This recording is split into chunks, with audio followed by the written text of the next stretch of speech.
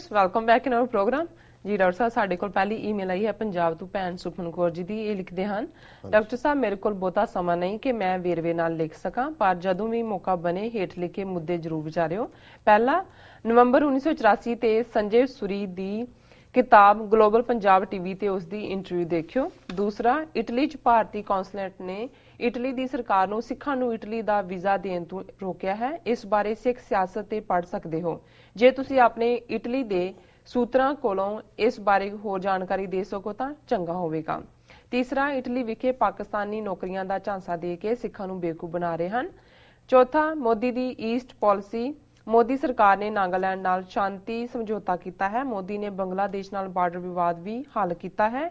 International रिपोर्टां ये दस रही हैं कि आने वाले सालों में गुआढ़ी मुल्क जिन्हां च कंबोडिया, फिलीपीनस, इंडोनेशिया शामिल हैं, ये आर्थिक तौर पर तरक्की करनगे। इस दे नाल ही भारत चीन नाल वित्ती तौर पर बराबरता चाहुंदा है। इस सिंगापुर थाईलैंड के हवाले नाल किरपा करके ट्विटर ते कई लेखां दे लिंक पढ़ियो। सिखां नूं ये गल विचार लैनी चाहिए है कि आने वाले समय च पंजाब च की होवेगा, क्योंकि पाकिस्तान साडा गवांढी है अते भारत पाकिस्तान च कदे भी असल अते पूर्ण शांति नहीं चाहुंदा। फलसरूप पंजाब नूं उसदा हिस्सा नहीं मिलेगा। भारत सरकार ने अपने स्मार्ट सिटीज डिवेलपमेंट पॉलिसी च पंजाब दे किसी शहर नूं शामिल नहीं किया, पर सरकार ने चंडीगढ़ नूं चुनिया है जो पहला ही होर शहरां नालों ज्यादा साफ सुथरा है। पंजवां पीटीसी चैनल ते मिस्टर मक्कड़ ने यह गल मन्नी है कि दरबार साहिब कॉम्पलैक्स का ढांचा कमजोर हो रहा है ते अंडरग्राउंड रिपेयर की जरूरत है। यह गल याद करनी बनती है कि पिछले साल सरोवर दुआले पानी आ वड़िया सी।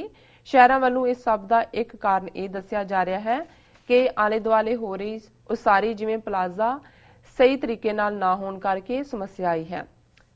छेवां की मोदी इस साल सितंबर च कैलीफोर्निया आ रहा है। धन्यवाद जी डॉक्टर साहब। भैन जी सुखमन कौर जी का बहुत बहुत शुक्रिया। वो सानू बहुत अंदरूनी जानकारी भी दिंदे ने जी।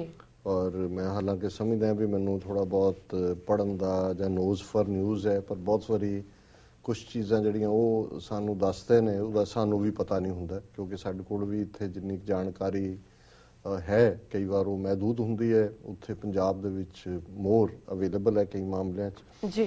उन्होंने सब तो पहला, और ये ठीक है क्योंकि इशू ऐसे ने यूजली बड़े वेरवे नाल लिखते हैं, सो जरूर काली च होणगे और बाकी भी जिंदगी के रुझेवें हुंदे ने। सो उन्होंने हिंट थ्रो किए ने भी इन्हां नुकतियां ते विचार की जा सकती है जी।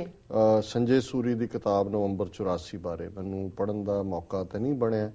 हालांकि संजय सूरी पिछले समय अमरीका च भी आए और इत्थे भी उन्होंने थां थां जिहड़ा एड्रैस किया, पर जिहड़े कुछ एक्सर्प्ट जां उन्हां दे उत्ते जिहड़े उन्हां दे इंटरव्यू ने उहदे तो मैनू लगदा है कि जिन्ना कुछ भी सामने हुण तक आ रहा है चंगी गल है।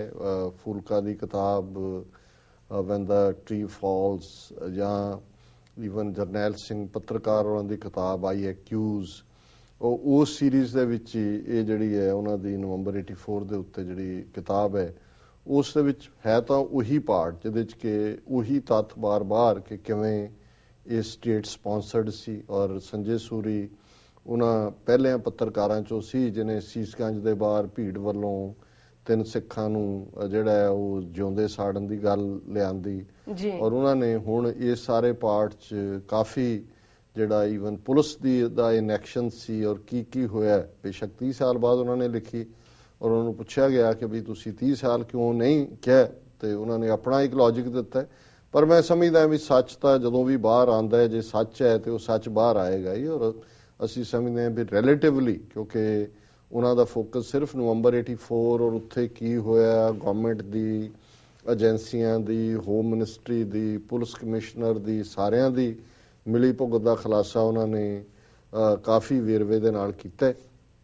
एक गल उन्होंने जिहड़ी कही मैं समझदा भी शायद मैं उहदे नाल सहमत ना होवां, उहदे च उन्होंने कहा कि जी जिहड़े दिल्ली दे विच मारे भी पंजाब दे विच जां अकाली सरकार ने जां दूसरियां ने इस इशू नूं इसलिए बहुता नहीं चुक्या कि जिहड़े दिल्ली च मारे गए वो जट नहीं सन, जे वो हुंदे ते वो गरीब किरती परिवारां दे सन जां दूजे तीजे। मैं समझदा भी ਇਹਦੇ 'ਚ ਕੋਈ ਸ਼ੱਕ ਨਹੀਂ ਹੈ ਵੀ ਇਸ ਮਾਮਲੇ ਨੂੰ ਇੱਕ ਫੁੱਟਬਾਲ ਦੀ ਤਰ੍ਹਾਂ ਸਾਰਿਆਂ ਨੇ ਇਸਤੇਮਾਲ ਕੀਤਾ ਹੈ ਜੀ। ਕਾਂਗਰਸ ਨੂੰ ਪੁਸ਼ ਕਰਨ ਦੇ ਲਈ ਖੂੰਜੇ 'ਚ, ਕਿਉਂਕਿ ਉਹ ਕਾਤਲ ਹੈ, ਉਹਦੇ 'ਚ ਬੀਜੇਪੀ ਨੇ ਵੀ ਵਰਤਿਆ, ਅਕਾਲੀਆਂ ਨੇ ਲੋੜ ਤੋਂ ਜ਼ਿਆਦਾ, ਔਰ ਅਕਾਲੀ ਭਾਵੇਂ ਖੁਦ ਬੀਜੇਪੀ ਨਾਲ ਸਰਕਾਰ 'ਚ ਭਾਈਵਾਲ ਰਹੇ, ਇਹਨਾਂ ਨੇ ਕੋਈ ਦਿਲਚਸਪੀ ਨਹੀਂ ਦਿਖਾਈ, ਕਿਉਂਕਿ ਇਹ ਤਾਂ ਜਦੋਂ ਹਿੰਦੂਤਵਾਦੀਆਂ ਏ ਤੇ ਬੀ ਟੀਮਾਂ ਕੁਝ ਰਲ ਕੇ ਕਰ ਰਹੀਆਂ ਨੇ ਤਾਂ ਉਹਨਾਂ ਨੂੰ ਸੂਟ ਕਰਦੇ।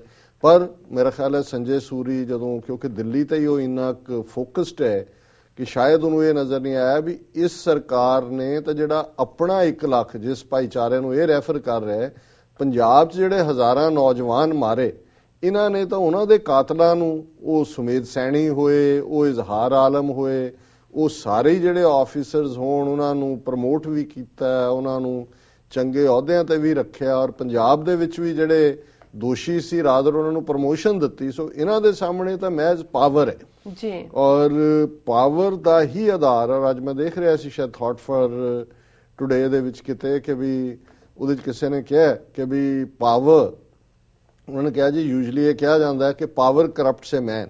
ਉਹਨਾਂ ਨੇ ਕਿਹਾ ਵੀ no, it's not correct.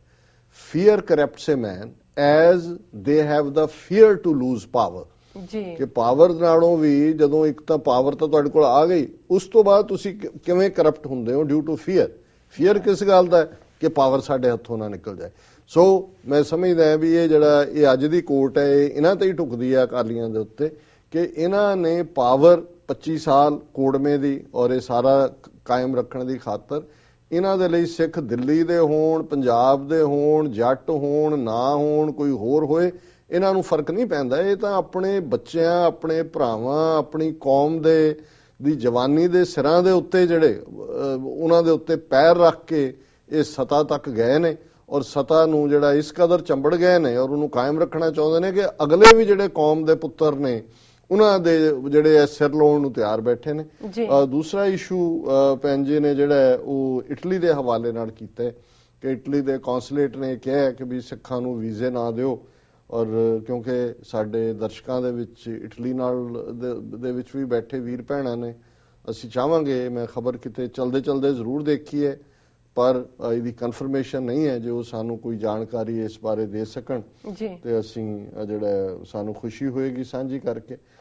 Italy 'ਚ ਪਾਕਿਸਤਾਨੀਆਂ ਵੱਲੋਂ ਕੋਈ ਨੌਕਰੀਆਂ ਦਾ ਝਾਂਸਾ ਦੇਣਾ, ਇਹ ਵੀ ਮੇਰੇ ਨੋਟਿਸ ਨਹੀਂ ਆਇਆ। ਅਸੀਂ ਐਪਰੀਸ਼ੀਏਟ ਕਰਾਂਗੇ ਜੇ ਸਾਨੂੰ ਇਟਲੀ ਨਿਵਾਸੀ ਸਾਡੇ ਵੀਰ ਭੈਣ ਜਾਂ ਜਿਨ੍ਹਾਂ ਨੂੰ ਉਸ ਯੂਰਪ ਦੇ ਵਿੱਚ ਕੋਈ ਇਸ ਕਿਸਮ ਦੇ ਸਕੈਂਡਲ ਸਕੈਮ ਦਾ ਪਤਾ ਹੈ, ਕਿਉਂਕਿ ਅੱਜ ਕੱਲ ਇਸ ਕਿਸਮ ਦੇ ਸਕੈਂਡਲ ਜਿਹੜੇ ਨੇ ਚਾਰ ਚਫੇਰੇ ਇੰਨੇ ਚੱਲ ਰਹੇ ਨੇ। ਹਾਲਾਂ ਕਿਵੇਂ ਮੈਂ ਇੱਕ ਫਿਰ ਜ਼ਿਕਰ ਕਰਾਂਗਾ, ਅੱਜ ਮੈਂ ਨਹੀਂ ਹੈ ਕਿ ਈਵਨ ਸਾਡਾ ਨਾਂ ਇਸਤੇਮਾਲ ਕਰਕੇ ਪੰਜਾਬ ਦੇ ਵਿੱਚ ਕੀ ਸਕੈਂਡਲ ਜਿਹੜਾ ਮੇਰੇ ਨੋਟਿਸ 2-3 ਹਫ਼ਤੇ ਪਹਿਲਾਂ ਹੀ ਆਇਆ ਹੈ, ਪਰ ਉਹਨੂੰ ਮੈਂ ਇੱਕ ਸਪੈਸੀਫਿਕ ਸੈਗਮੈਂਟ ਦੇ ਵਿੱਚ ਡਿਸਕਸ ਕਰਾਂਗਾ। ਦੂਸਰਾ ਉਹਨਾਂ ਨੇ ਜਿਹੜਾ ਮੋਦੀ ਦੀ ਲੁੱਕ ਈਸਟ ਪਾਲਿਸੀ ਦਾ ਜ਼ਿਕਰ ਕੀਤਾ ਹੈ ਕਿ ਵੀ ਕੰਬੋਡੀਆ ਹੋਏ, ਥਾਈਲੈਂਡ, ਸਿੰਗਾਪੁਰ ਇਕਨੋਮਿਕਲੀ ਵਪਾਰ ਕਰਨ ਦੇ ਲਈ ਵੀ ਉਹਨਾਂ ਨੇ ਇਸ ਲਈ ਬੰਗਲਾਦੇਸ਼ ਨਾਲ ਰਿਜ਼ੋਲਵ ਕਰ ਲਿਆ, ਨਾਗਿਆਂ ਨਾਲ ਕਰ ਲਿਆ। ਪਰ ਉਹਨਾਂ ਦਾ ਜਿਹੜਾ ਫੋਕਸ ਹੈ ਇਹ ਕਹਿਣਾ ਕਿ ਇੰਡੀਆ ਕਦੇ ਵੀ ਪਾਕਿਸਤਾਨ ਨਾਲ ਕੋਈ ਕੰਪਰੋਮਾਈਜ਼ ਨਹੀਂ ਕਰੇਗਾ ਜਿੱਦਾਂ ਕੋਈ ਪੰਜਾਬ ਨੂੰ ਫਾਇਦਾ ਹੋਏ, ਕਿਉਂਕਿ ਇਹ ਤਾਂ 1000 ਸਾਲ ਦੀ ਹਿਸਟਰੀ ਹੈ, ਉਹ ਤਾਂ ਉਹਨੂੰ ਤਬਾਹ ਕਰਨ ਤੇ ਨੇ ਕੰਪਰੋਮਾਈਜ਼ ਕੀ ਕਰਨਗੇ।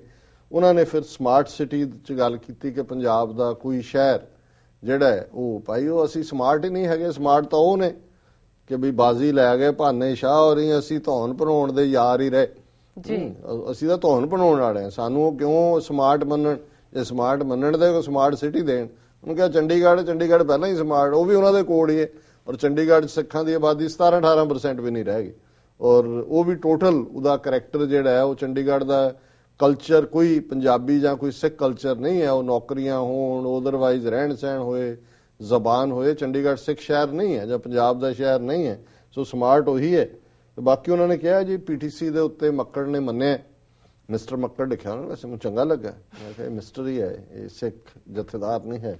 ਉਹਨਾਂ ਨੇ ਕਿਹਾ ਜੀ ਕਿ ਵੀ ਇਹ ਦਰਬਾਰ ਸਾਹਿਬ ਦਾ ਜਿਹੜਾ ਢਾਂਚਾ ਉਹ ਕਮਜ਼ੋਰ ਹੋਇਆ, ਔਰ ਕਿਉਂਕਿ ਪਿਛਲੇ ਸਾਲ ਖਬਰ ਸੀ ਕਿ ਕਿਵੇਂ ਕਿੰਨਾ ਪਾਣੀ ਦਰਬਾਰ ਸਾਹਿਬ ਦੀਆਂ ਪਰਿਕਰਮਾ ਚਾਰਜ ਉਹਨੂੰ ਦੱਬ ਗਏ ਖਬਰ ਨੂੰ, ਔਰ ਉਹਦਾ ਰੀਜ਼ਨ ਇਹ ਜਿਹੜਾ ਉਹਨਾਂ ਨੇ ਬਾਹਰ ਸੁਖਬੀਰ ਬਾਦਲ ਨੇ ਆਪਣਾ ਕਮਿਸ਼ਨ ਖਾ ਕੇ ਹਿੱਸਾ ਰੱਖ ਕੇ ਪਲਾਜ਼ਾ ਬਣਾਉਣ ਦੇ ਨਾਂ ਥੱਲੇ, ਕਿਉਂਕਿ ਅਲਟੀਮੇਟਲੀ ਸਾਰੀ ਦਰਬਾਰ ਸਾਹਿਬ ਦਾ ਜਿਹੜਾ ਢਾਂਚਾ ਹੈ ਉਸ ਨੂੰ ਕਮਜ਼ੋਰ ਕਰ ਦਿੱਤਾ ਹੈ, ਕਿਉਂਕਿ ਜਦੋਂ ਉਸ ਪਲਾਜ਼ੇ ਨੂੰ ਉਹਨਾਂ ਨੇ ਥੱਲੇ ਤੱਕ ਕੇ ਜਿਹੜਾ ਖੁਰਚਿਆ ਥੱਲੇ ਤੱਕ ਉਸ ਨੂੰ ਖੋਦਿਆ ਜੀ ਔਰ ਉਸ ਨੇ ਅਲਟੀਮੇਟਲੀ ਉਸ ਸਾਰੇ ਦੇ ਉਸ ਸਿਸਟਮ ਨੂੰ ਅਪਸੈਟ ਕੀਤਾ ਔਰ ਅਖੀਰ ਚ ਉਹਨਾਂ ਨੇ ਜਿਹੜਾ ਸਪਟੈਂਬਰ ਚ ਮੋਦੀ ਦੀ ਕੈਲੀਫੋਰਨੀਆ ਯਾਤਰਾ, ਮੈਨੂੰ ਅਜੇ ਇਸ ਬਾਰੇ ਇਲਮ ਨਹੀਂ ਹੈ, ਮੋਸਟ ਲਾਈਕਲੀ ਜਿਹੜਾ ਸਪਟੈਂਬਰ ਚ ਯੂਨਾਈਟਿਡ ਨੇਸ਼ਨਸ ਜਨਰਲ ਅਸੈਂਬਲੀ ਦਾ ਸੈਸ਼ਨ ਹੁੰਦਾ ਹੈ ਔਰ ਯੂਜੂਅਲੀ ਉਹਦੇ ਵਿੱਚ ਜਿਹੜਾ ਮੁਲਕਾਂ ਦੇ ਪ੍ਰਾਈਮ ਮਿਨਿਸਟਰ ਜਾਂ ਫੋਰਨ ਮਿਨਿਸਟਰ ਆਉਂਦੇ ਨੇ ਜੀ। ਸੋ ਹੋ ਸਕਦਾ ਹੈ ਕਿ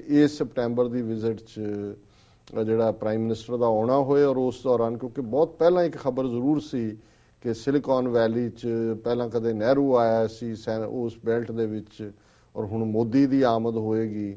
ਸੋ ਹੋ ਸਕਦਾ ਹੈ ਕਿ ਸਪਟੈਂਬਰ ਦੇ ਵਿੱਚ ਜਿਹੜਾ UN ਸੈਸ਼ਨ ਹੁੰਦਾ ਹੈ ਜਨਰਲ ਅਸੈਂਬਲੀ, ਉਹਦੇ ਨਾਲ ਮਿਲਾ ਕੇ ਉਹਨਾਂ ਦੀ ਵਿਜ਼ਿਟ ਹੋਏ। ਔਰ ਭੈਣ ਜੀ ਸੁਖਮਨ ਕੌਰ ਜੀ ਦਾ ਬਹੁਤ ਬਹੁਤ ਸ਼ੁਕਰੀਆ, ਉਹਨਾਂ ਨੇ ਸਾਨੂੰ ਲਿਖਿਆ। ਜੀ ਰਸ ਇਸ ਨਾਲ ਲੈਣੇ ਬ੍ਰੇਕ। ਵੀਅਰਸ ਸਾਡੇ ਨਾਲ ਇਸ ਤਰ੍ਹਾਂ ਬਣੇ ਰਹੋ, ਮਿਲਦੇ ਹਾਂ ਛੋਟੇ ਵਕਫੇ ਤੋਂ ਬਾਅਦ।